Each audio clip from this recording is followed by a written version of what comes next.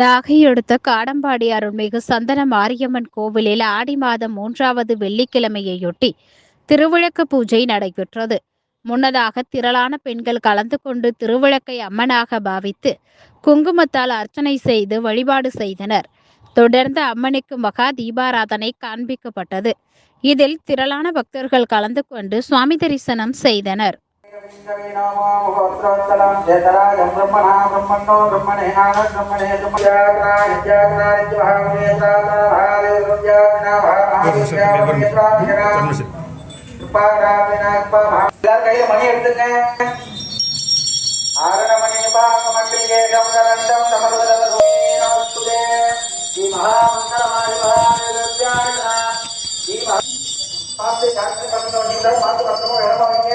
எல்லாரும் தொட்டு கண்ணுல ஒட்டிங்க கற்பூரத்தை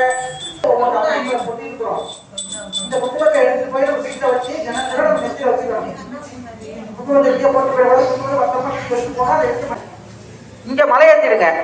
மலை